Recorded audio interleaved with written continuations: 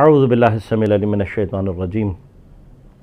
बिस्मिल्लाहिर्रहमानिर रहीम। अल्हम्दुलिल्लाहि रब्बिल आलमीन वस्सलातु वस्सलामु अला रसूलिहिल करीम व अहलि बैतिहित तय्यबीन अत्ताहिरीन ला सिय्यमा बक़िय्यतुल्लाह फ़िल आरज़ीन रूही व अरवाहुल आलमीना लितुराब मक़दमिहिल फ़िदा। अज़ीज़ान गिराम क़द्र, दुआ के सिलसिले के हवाले से एक सवाल हमारे पास ये भी आया है कि अल्लाह को दिल से चाहा जाए या अक़ल से। ये तफसीली बहस है, मैं यकीनन यहाँ पर ज़्यादा तफसील से आपकी खिदमत में अर्ज़ नहीं कर सकूँगा, लेकिन हमारी जो रूह है इसको समझने के लिए यूँ समझ लीजिए कि इसके तीन हिस्से हैं। ये तकरीबन उसी तरह की कैफियत है कि जैसे साइकोलॉजिस्ट माइंड के तीन हिस्से बयान करते हैं, कॉन्शियस माइंड, सब conscious mind and unconscious mind. जबकि माइंड एक नॉन मटीरियल चीज़ है और उसके अंदर ये डिफ्रेंसिएशन और हिस्से जो है वो तसव्वुर नहीं किए जा सकते, लेकिन समझने के लिए, ताकि हमें प्रोसेस समझ में आ जाए। इसी तरह से रूह भी एक बसीत और एक ऐसी चीज़ है कि जिसके अंदर तक़सीमात को और हिस्सों को तसव्वुर नहीं किया जा सकता, लेकिन हम प्रोसेस को अपने लिए समझने के लिए कहते हैं कि हमारी जो रूह है उसके तीन हिस्से नफ्स, अक़ल और क़ल्ब हैं। नफ्स का काम जो होता है वो हमारी बॉडी की तदबीर करना और कलेक्शन ऑफ डेटा फराहम करना।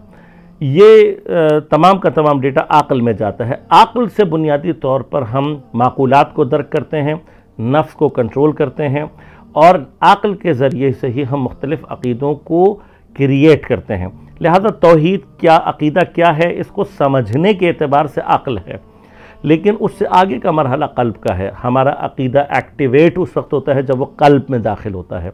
अगर गलत अक़ीदा क़ल्ब में चला जाए तो इंसान के वजूद से गलत चीज़ें ज़ाहिर होती हैं, यानी बेईमानी ज़ाहिर होती है। लेकिन अगर सही अक़ीदा चला जाए तो ईमान इंसान के वजूद से ज़ाहिर होना शुरू हो जाता है।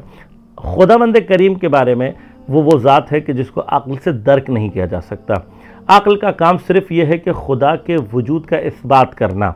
अक़ल का काम सिर्फ़ ये है कि वो हमें ये बताए कि इस कायनात का कोई बनाने वाला है, और वो ज़रा सी भी अक़ल इंसान अगर इस्तेमाल करता है तो मुतवज्जह हो जाता है। ये अक़ल इतनी इब्तिदाई है कि अगर आप किसी साहिल समंदर पर जाएं और आप वहाँ पर पहले से साहिल के ऊपर पैरों के निशान देखें, गरचे वहाँ आपको दूर दूर तक कोई नज़र ना आ रहा हो, आपकी अक़ल इस बात के यकीन पर पहुँच जाएगी कि आपसे पहले वहाँ कोई मौजूद था।